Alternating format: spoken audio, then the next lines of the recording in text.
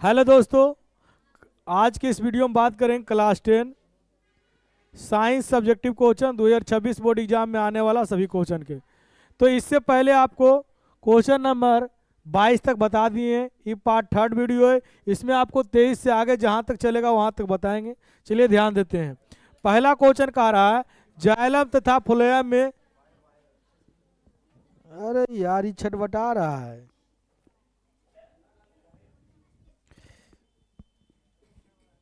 ये बैग छटपटा रहा है दोस्तों, आप लोग भी छटपटाते हैं। हाँ, मछली के तरह जाइलम और फ्लोएम, जाइलम और फ्लोएम। समझिए, ए हल्ला नहीं। जाइलम जास ए लड़की हल्ला नहीं। जाइलम फ्लोएम पहला पूछे थे, पादप उत्तक है। कौन सा उत्तक है? पादप उत्तक है। अब समझिए, जाइलम मतलब जा से जल, जा से जाइलम, यानी जाइलम का काम है पेड़ पौधा में जल का संवहन करना। पेड़ पौधा में तो ऑब्जेक्टिव में पूछेगा जाइलम उत्तरदायी है पौधे भोजन के संवहन के लिए, जल के संवहन के लिए। ए और बी दोनों, डी इनमें से कोई नहीं। क्या होगा?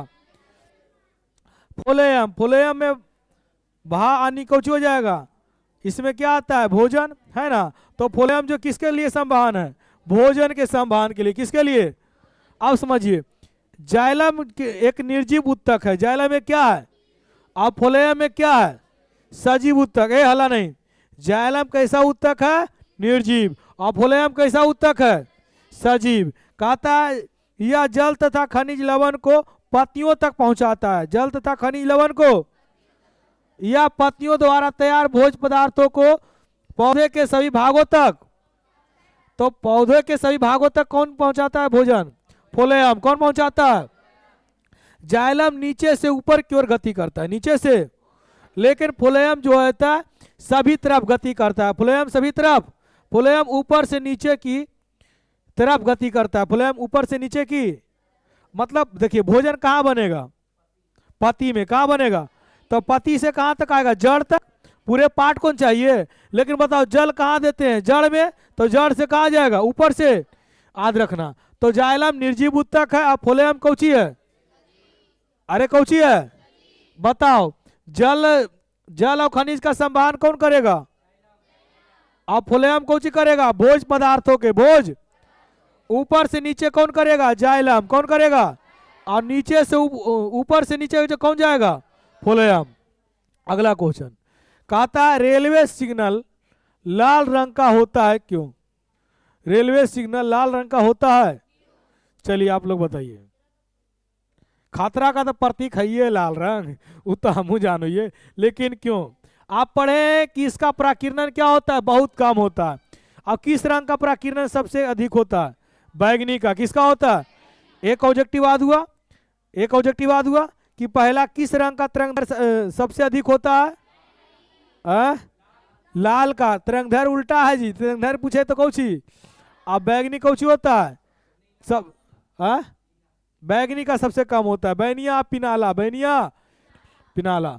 समझिए, लाल रंग का तरंगधर अधिक होता है, लाल रंग का तरंगधर, जिसके कारण लाल रंग का प्रकीर्णन बहुत ही कम होता है। लाल रंग का प्रकीर्णन, देखिए आपसे पूछे तरंगधर अधिक किसका होता है तो लाल का, लेकिन आपसे पूछे विचलन अधिक किसका होता है?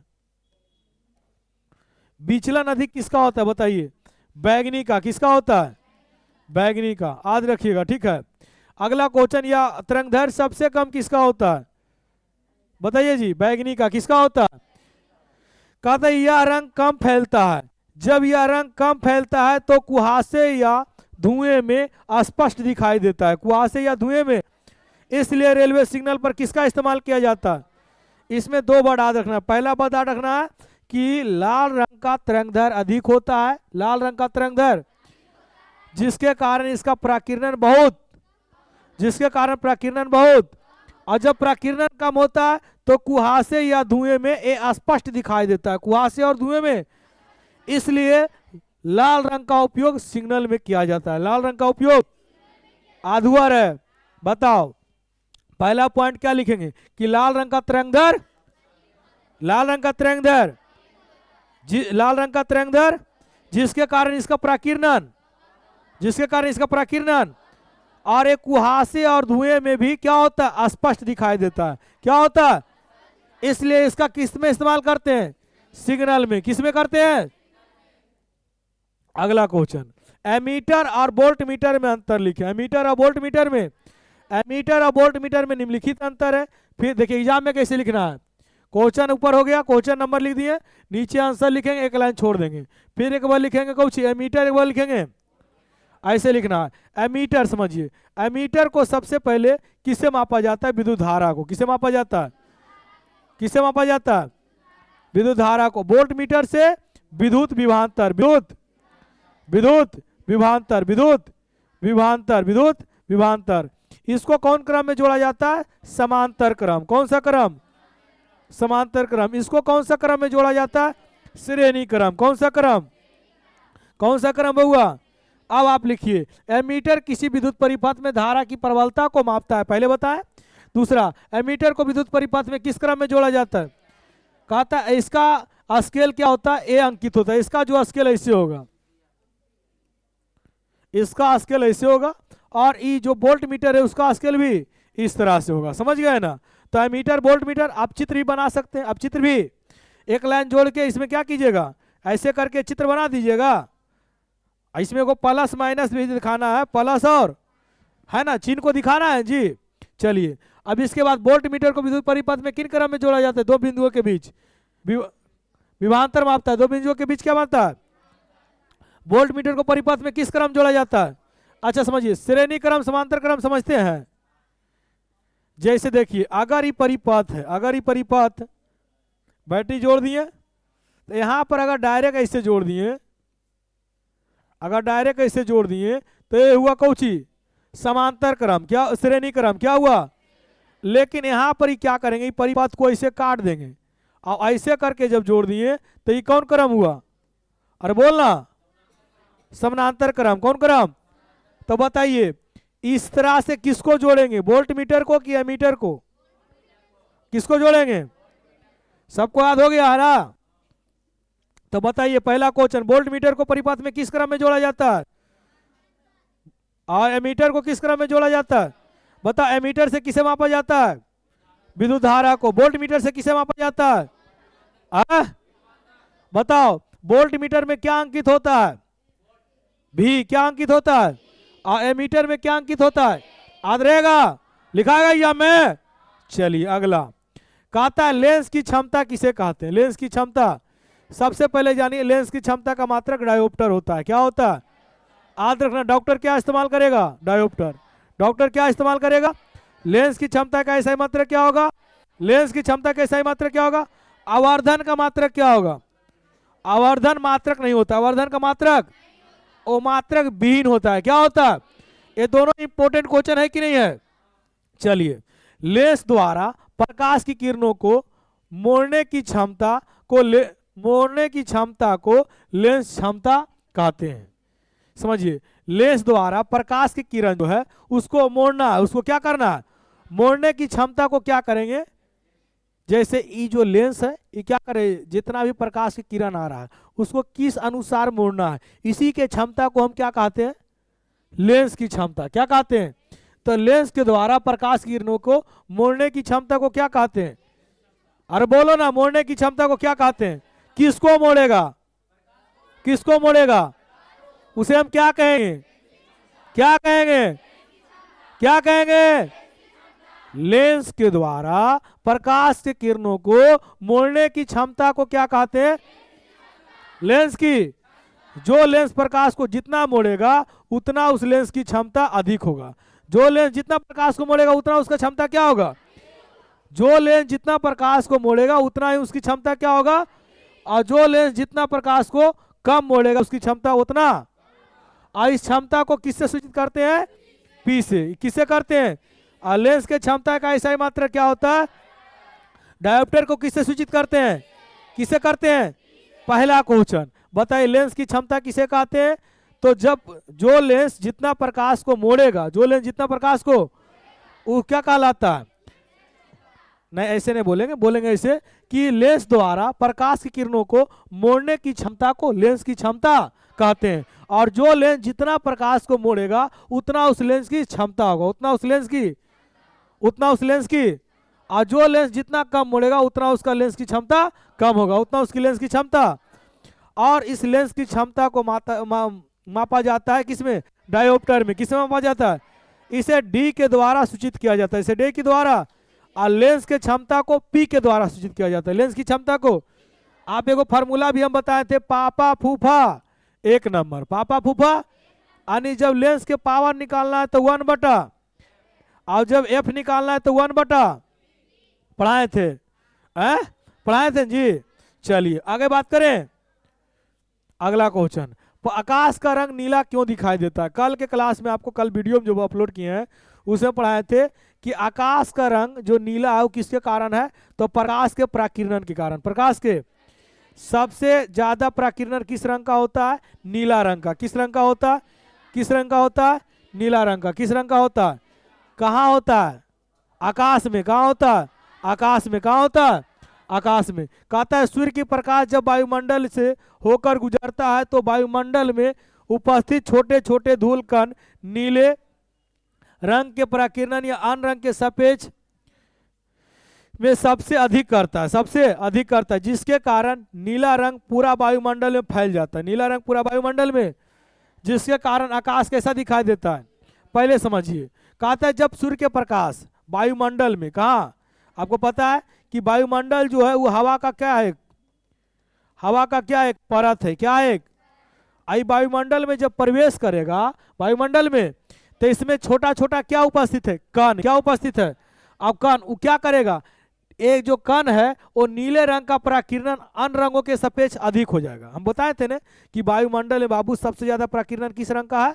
नीले। तो नीले रंग का प्राकिरण क्या हो जाएगा? सबसे अधिक, सबसे अधिक, जिसके कारण नीले रंग पूरे वायुमंडल में क्या हो जाएगा? अरे बोलो ना, पूरे वायुमंडल में क्या होगा? फैल जाएगा, जिसके कारण आकाश का रंग कैसा दिखाई देगा? अरे बोले कैसे दिखाई देगा? आध हो गया। अगला, तारे क्यों टिमटिमाते हैं? तारा टिमटिमेबे नहीं करता, तारा टिमटिमेबे नहीं करता। हमको झूठ बोला गया है, हमको झूठ बोला गया है। तारा टिमटिमाता, जैसे ही लाइट जला दिए तो जल रहा, वैसे ही तारो जलते रहता है। तारो हुआ क्या कि बहुत दूर में, सूर्य से भी दूर कौन है? सूर्य से भी दूर कौन है? अब तारा उतना दूर में है तो उसका प्रकाश आने के दरमियान कहीं पर सघन माध्यम, कहीं पर, मतलब समझ रहे हैं, सघन मतलब प्रकाश देरी से पार होगा और विरल मतलब प्रकाश जल्दी पार होगा। तो कहीं सघन माध्यम है, कहीं।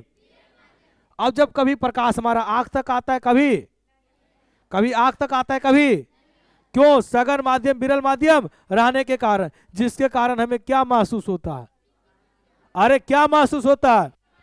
प्रकाश क्या होता है? तारा टिमटिमाते हुए। तो समझिए, लिखिए, तारे हमारे पृथ्वी से काफी दूर है, पृथ्वी से काफी दूर होता है। तारे के चलाने वाली प्रकाश, तारे से कुछ लिखा है जी, चलाने वाली नहीं, तारे से निकलने वाली प्रकाश, तारे से निकलने वाली प्रकाश की किरणें भिन्न भिन्न वायुमंडल में आवर्तनांक के बाद, भिन्न भिन्न मतलब वायुमंडल के भी अलग अलग परत है, पता है? ओजोन परत है ना, बहुत सारा परत, समताप मंडल है ना। तो कहता है बाद में हमारे आंखों तक पहुंचता है, जिसके कारण हमें क्या महसूस होता है? जब आपको याद नहीं रहेगा तो ऐसे लिखिएगा, तारा जो है पृथ्वी से काफी दूर है, पृथ्वी से। और जब तारा का प्रकाश पृथ्वी तक पहुंचता है तो कभी सघन माध्यम मिलता है, कभी हमारे आंख तक, यानी कि तारा का प्रकाश पहुंचता है, कभी नहीं पहुंचता है, कभी पहुंचता है, कभी, जिसके कारण हमें तारा टिमटिमाते हुए प्रतीत। लिख दीजिएगा। नहीं, पहला क्या बात है?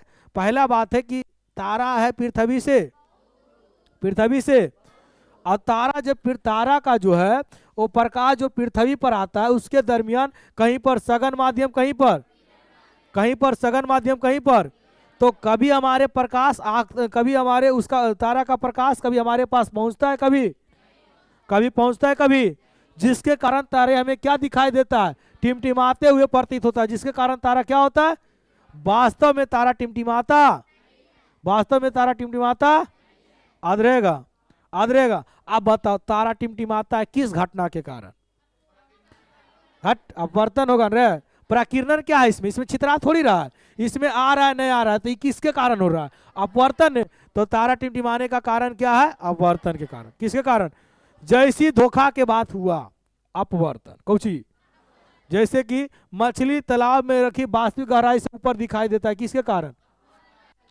बाल्टी में रखा हुआ छड़ टेढ़ा दिखाई देता है, किसके कारण? अरे बोलना। बाल्टी में रखा हुआ सिक्का ऊपर की ओर दिखाई देता है, किसके कारण? समझ गए न? चलिए अगला क्वेश्चन, दूरदृष्टि दोष क्या है और कारण, दूरदृष्टि दोष किसे कहते हैं? कारण निवारण लिखे। कारण सबसे पहले दूरदृष्टि दोष में बताओ, दूर है ने मतलब तोरा दूर दिखेगा, तोरा दूर कौची नहीं दिखेगा, तो हम बोलेंगे ऐसा दृष्टि दोष जिसमें दूर की वस्तु स्पष्ट दिखता है लेकिन निकट की वस्तु, अरे निकट की वस्तु, उसे हम क्या कहते हैं? दूरदृष्टि दोष। क्या कहते हैं? अब समझिए, दूरदृष्टि दोष के कारण, दूरदृष्टि दोष के कहता है दीर्घ दृष्टि दोष में नेत्र गोलक छोटा हो जाता है, नेत्र गोलक हो जाता है, जिसके कारण नेत्र लेंस और रेटिना के बीच की दूरी कम जाती है। नेत्र लेंस और रेटिना के बीच की दूरी, तो दूरी कम जाएगा तो प्रतिबिंब बनेगा? नहीं बनेगा। तो प्रतिबिंब नहीं बनता है, जिसके कारण हमें क्या होता है? निकट की वस्तु स्पष्ट, निकट की वस्तु स्पष्ट, निकट की वस्तु स्पष्ट नहीं दिखाई देती है। तो कारण लिख दीजिएगा। अगला, नेत्र लेंस पतला हो जाता है, नेत्र लेंस पतला हो जाता है, जिसके कारण फोकस दूरी बढ़ जाती है, फोकस दूरी, तो यहाँ तक किरण पहुंच ही नहीं पाता, यहाँ तक किरण। अब बताओ, पहले ऐसा हलो ठीक हो और लेंस कौची हो गलो ऐसा, तो बताओ दूरी बढ़ा कि नहीं बढ़ा? तो यहाँ प्रकाश पहुंचेगा नहीं, तो ये चश्मा लगाया, ये चश्मा क्या किया? प्रकाश को क्या किए? इसकी क्षमता बढ़ा दिया, तो वहां तक पहुंचने की क्षमता बढ़ा। अभी पता है नेत्र लेंस क्या करता है? क्षमता को बढ़ाता है, क्षमता को, तो क्षमता बढ़ा दिया, अभी कहाँ तक पहुंच जाएगा? रेटिना तक। कहाँ तक पहुंचेगा? तो तुरा सूझे लगेगा। तो तुरा हमेशा एक ही चीज होता है, चाहे निकट हो चाहे दूर हो, रेटिना पर प्रतिबिंब नहीं बनता, रेटिना पर प्रतिबिंब, जिसके कारण तुमको दिखाई स्पष्ट नहीं देगा। अगला, दूरदृष्टि दोष का कारण बताओ। दृष्टि दोष का अक्षर का है? चश्मा का अक्षर का लगाएंगे? कौन लेंस? उत्तल ले बउआ, एक और दू, तो दू गो है तो चश्मा का अक्षर का। निकट कई गो है? चश्मा का अक्षर का। इतना अच्छा तो समझ लियो यार, एक बात तो नहीं कंफ्यूजन हो तो डूब मर। अगला, नाभिकीय संलयन क्या? बहुत बारी जाए पूछा है ना? नाभिकीय संलयन बउआ, हाँ नाभिकीय संलयन कहता है जब दो हल्के नाभिक जुड़कर एक भारी नाभिक का निर्माण करता है। देखिए समझिए, एक नाभिक की है, एक नाभिक की है, ये दोनों जब जुड़ेगा तो जब भारी नाभिक का निर्माण करेगा तब इसे नाभिकीय संलयन कहते हैं। नाभिकीय संलयन में ऊर्जा विशाल मात्रा में उत्पन्न हुए। नाभिकीय संलयन में ऊर्जा क्या होता है? विशाल मात्रा में उत्पन्न होता है। सूर्य तथा अन्य तारों की विशाल ऊर्जा स्रोत नाभिकीय संलयन अभिक्रिया। सूर्य है या तारा है तो उसको ऊर्जा कहाँ से मिल रहा है? नाभिकीय संलयन से। किससे? नाभिकीय संलयन से। पहला बात समझिए, जब दो छोटे छोटे नाभिक आपस में जब मिलेगा तो उसे हम क्या कहेंगे? नाभिकीय संलयन। किसका निर्माण करेगा? नाभिक का। कहता है जब दो हल्के नाभिक जुड़कर एक भारी नाभिक का निर्माण करता है तब इसे क्या कहते हैं? अरे बोलेगा कि नहीं बोलेगा? बोलेगा कि नहीं बोलेगा? हाँ बोलो। ए वहां डंडा लाओ, जो नहीं बोलेगा उसको फेंक के मारेंगे, लाओ उठा के। हाँ फूट जाएगा, फूट जाएगा। इसे पढ़े ला, ए जल्दी दो ना। नाभिकीय संलयन बताइए, कितने नाभिक जुड़ेगा तो बनेगा? हल्का की भारी? हल्का। तो जब दो हल्के हल्के नाभिक जुड़कर नाभिक का निर्माण करते हैं, बड़े नाभिक का, तब इसे नाभिकीय संलयन कहते हैं। तब इसे नाभिकीय संलयन में विशाल मात्रा में ऊर्जा उत्पन्न होती है। विशाल मात्रा में तारे और ऊर्जा में इसी क्रिया से ऊर्जा बनती है। तारे और सूर्य में इसी क्रिया से कोई दिक्कत। अगला आएगा नाभिकीय एम्पियर। क्या है एम्पियर?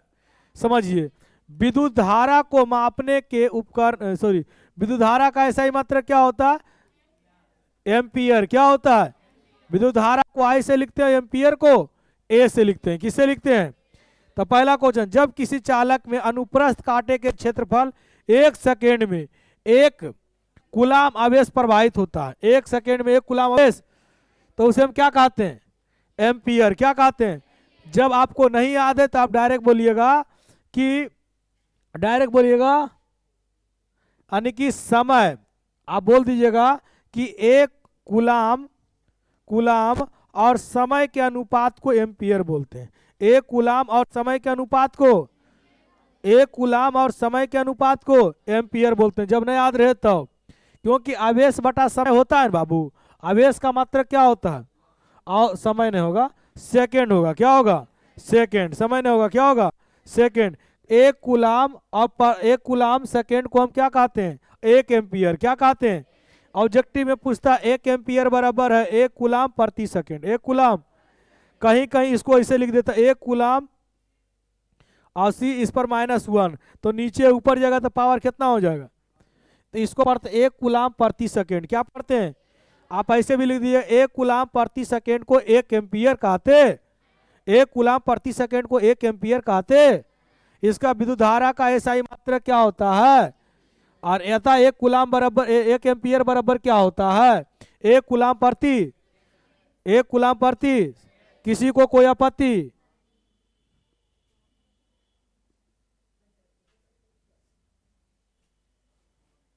तू क्या उसे कर रहा है? चलो, विकृत कुछ है जी, विकृत गंधित क्या है, क्या अर्थ है? 100 उदाहरण। ये आपको केमिस्ट्री में लेसन पहला में पढ़ना था, है ना? समझिए, कहता है तेल या वसा युक्त खाद्य पदार्थ उपचयित होकर अपना स्वाद एवं गंध में बदल देता है। स्वाद एवं गंध को बदल लेता है। गंध में बदल लेता होगा, यहाँ गंध में बदल लेता है। जिसे समझिए तेल और वसा युक्त खाद्य पदार्थ उपचयित होकर, उपचयित मतलब ऑक्सीजन के साथ वो क्या करेगा? क्रिया कर लेगा, और क्रिया करके उसका स्वाद एवं कोचिंग बदल जाएगा, गंध में बदल जाएगा, कोचिंग बदल जाएगा। यह घटना विग्रंथित कहलाता है। क्या कहलाता है? जैसे आप पूड़ी बना के ले गए, सब्जी बना के ले गए, लंबे समय हो गया तो क्या हो गया? गंधित। क्या हो गया? उसी को हम बोलते हैं कौची? विकृत गंधित। कहता है उदाहरण तेल या वसा में तले हुए खाद्य पदार्थ जैसे नमकीन, चिप्स लंबे समय तक रखने पर उनका स्वाद एवं गंध अप्रिय हो जाती है। मतलब अच्छा नहीं होता है। प्रिय मतलब क्या होता है? अच्छा। अप्रिय मतलब क्या होता है? अच्छा नहीं होगा, है कि नहीं? जैसे आप चिप्स खा रहे हैं तो जब ज़्यादा समय के नहीं रहेगा तो स्वाद अच्छा लगेगा। कोई दुकान तो लाओ और અહીં बिकवे नहीं करो चिप्स, और અહીં खाई रख ले तो 1 महीना 2 महीना से वो चिप्स के खाएगा तो उसका स्वाद क्या होगा? अलग होगा। क्या होगा? अलग। अब स्वाद को बनाए रखने के लिए उसमें कौन सा गैस मिलाया जाता है? नाइट्रोजन। कौन मिलाया जाता है? जे जा ही इतने शुक्र हो कुरकुरे वगैरह भर दो खाली गैस लेखो, है कि नहीं है? तो समझिए, ध्रुवीय सोडा या धोवन सोडा का अनुसूत्र लिखे, इसका 2 उपयोग को लिखें। तो धोवन सोडा का उपयोग देखिए, इसमें ऐसे लिख दिए, ऐसे होगा Na2CO3 10H2O। ठीक है, ये होता है धोवन सोडा का सूत्र। किसका होता है? धोवन सोडा का सूत्र। तो पहला धोवन सोडा का सूत्र क्या होता है? Na2CO3 10H। आज कैसे रखना? आज कैसे रखेगा पता है? नहीं आज बता दे, याद करे ले। देखिए 2 गो आदमी है, हलन कुछ हुआ? कोई दिक्कत है? 2 गो गेंदरा है। कै गो गेंदरा है? 2 गो गेंदरा है। अब 3 गो बाल्टी रख लिए और 10 पानी इस्तेमाल के लिए। कितना? 10 बाल्टी पानी। फिर से याद रखो, 2 गेंदरा, 3 गो बाल्टी और 10 बाल्टी पानी भरे। कै बाल्टी? फिर से 2 गो गेंदरा और कितना? 3 बाल्टी पानी और 10 गो बार क्या? हाँ सॉरी, 2 गेंदरा। हाँ 2 गेंदरा, 3 बाल्टी 10। H2O मतलब कुछ होता है? पानी। क्या होता है? Na2CO3 10H। कुछ हाँ वो भी हो सकता है।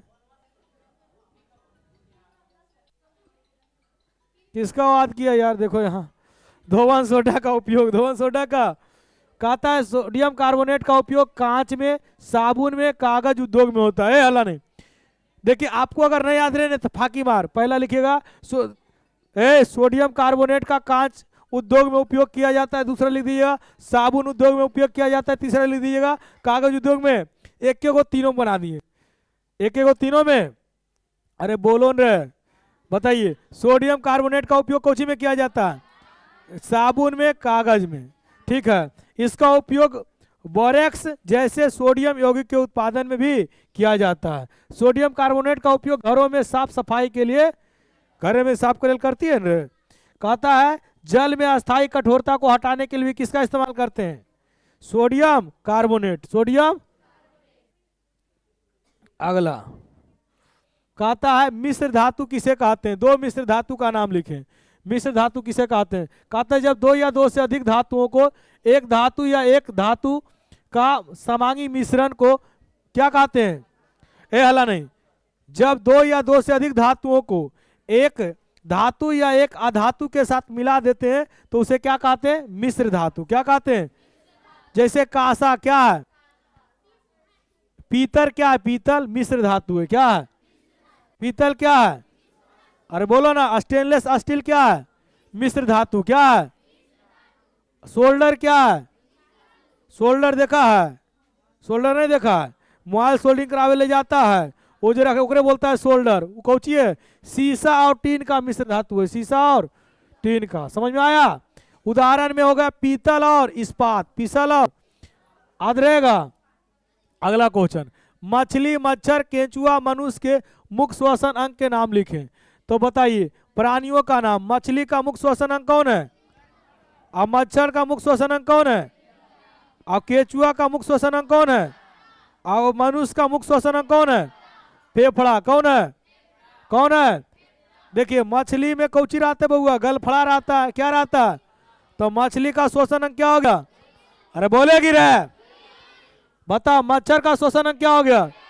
मच्छर का श्वसन अंग, मच्छर का श्वसन अंग, केंचुआ का श्वसन अंग, केंचुआ का श्वसन अंग, मनुष्य का श्वसन अंग, मनुष्य का श्वसन अंग, मनुष्य का श्वसन अंग। चलिए अगला क्वेश्चन कहता है प्रतिरोध किसे कहते हैं? प्रतिरोध, प्रतिरोध का संकेत होता है आर से। किससे होता है? प्रतिरोध का संकेत किससे करते हैं? अरे बोलेगी प्रतिरोध का संकेत, प्रतिरोध का संकेत। इसका एसआई मात्रक ओम। कौची होता है? हड़ीवा पलट दो, हड़ीवा ओम। कौची होता है? ओम। कहता है जो धारा के प्रवाह का विरोध करता है उसे प्रतिरोध कहते हैं। जो धारा के प्रवाह का विरोध करता है उसे, जो धारा के प्रवाह का विरोध करता है उसे प्रतिरोध को आ से सूचित किया जाता है। प्रतिरोध के, प्रतिरोध को एसआई मात्रक क्या होता है? ओम। क्या होता है? प्रतिरोध का एसआई मात्रक क्या होता है? ओम। कहता है सबसे कम प्रतिरोध कहाँ होता है? इसीलिए यह सबसे अच्छा चालक है। क्वेश्चन बोलेगा विद्युत धारा का सबसे अच्छा चालक कौन है? चांदी। क्यों? क्योंकि उसमें प्रतिरोध क्या है? अरे बोलो ना। सबसे ज्यादा प्रतिरोध किसमें है? नाइक्रोम। किसमें है? किसमें है? इसीलिए हीटर में इस्तेमाल किया है। ये विरोध करता है, विरोध करेगा तो लाल हो जाएगा पूरा, तो लाल हो जाएगा तो हमें क्या मिलेगा? उष्मा। क्या मिलेगा? इसलिए चांदी का विद्युत का सर्वोत्तम चालक है। लिख दीजिएगा एग्जाम में। चलिए अगला समताप एवं समजात एवं, कितना हो गया? 37 हो गया है। चलिए आज के लिए वीडियो में इतना ही। इसको आपको पार्ट 4 वीडियो में आएंगे, ठीक है। तो आज तक पार्ट 3 हुआ और आप लोग पूरा वीडियो देखिए। अच्छा लगे तो लाइक कीजिए, नहीं लगे तो नहीं लाइक कीजिए, कोई जरूरी नहीं है। समझ गए?